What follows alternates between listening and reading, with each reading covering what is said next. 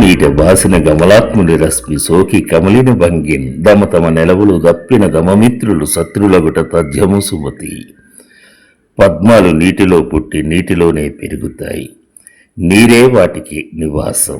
ఒకవేళ ఆ నీటి నుంచి పద్మాలు బయటపడితే పద్మ బాంధవుడిగా ప్రసిద్ధికెక్కిన సూర్యుడి కాంతి ఎండ సోకి వాడిపోతాయి.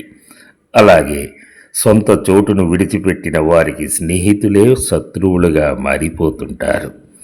కమలములు అంటే పద్మాలు. నీటన్ ప్లస్ పాసినన్ అంటే నీటి నుంచి బయటకు వచ్చి.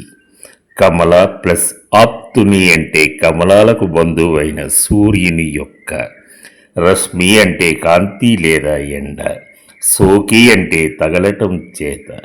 కమలిన అంటే కందిపోయిన లేదా వడలిపోయిన. భంగిన్ అంటే విధంగా.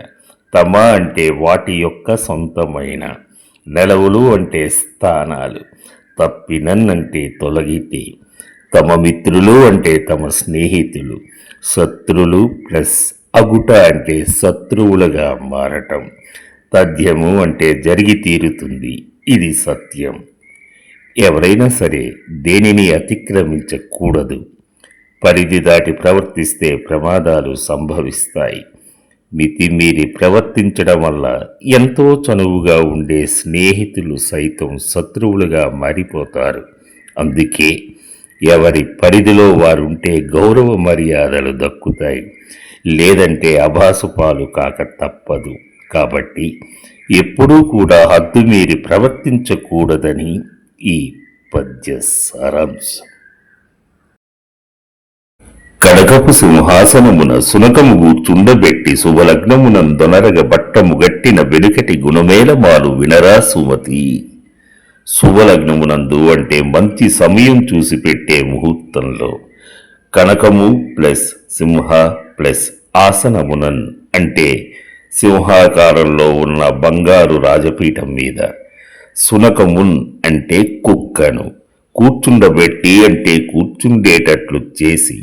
వనరుల్ ప్లస్ కన్ అంటే ఒప్పునట్లుగా. పట్టము ప్లస్ కట్టెనన్ అంటే రాజుగా పట్టాభిషేకం చేసినప్పటికీ వెనుకటి అంటే సింహాసనం ఎక్కడానికి పూర్వం ఉన్న. గుణము అంటే స్వభావం. ఎలా అంటే ఎందుకు. మాను అంటే పోతుంది. పుట్టుకతో వచ్చిన లక్షణం మధ్యలో ఎక్కడికి పోదు. వినరా అంటే విడిపించుకొని అర్థం చేసుకో. మంచి ముహూర్తం చూసి ఒక కుక్కను తీసుకుని వెళ్ళి సింహాసనం మీద కూర్చోబెట్టి రాజుగా పట్టాభిషేకం చేయవచ్చును. కానీ దానికున్న అసలు స్వభావ లక్షణాన్ని విడిచిపెట్టదు. తినకూడని వాటిని తినడం వాటి లక్షణం. అంటే దాని పూర్వ లక్షణాన్ని అది మానుకోలేదు. ఈ నీతిని జాగ్రత్తగా శ్రద్ధతో వినండి. ఎవరు ఏమి చేసినప్పటికీ నీచునికి సహజంగా ఉండే నీచ బుద్ధి ఎక్కడికి పోదు.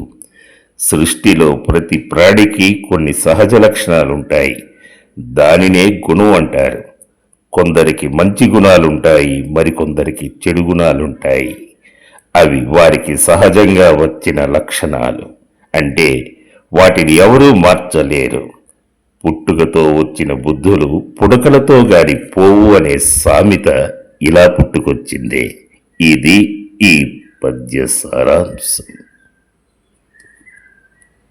Thank you for watching. We're committed to bringing you great content, so stay connected with us. If you enjoyed this video and found it helpful, please like and share it with your friends and family. Don't forget to subscribe to our channel and hit the bell icon to get notified about our future videos. Your support means a lot to us. See you in the next one.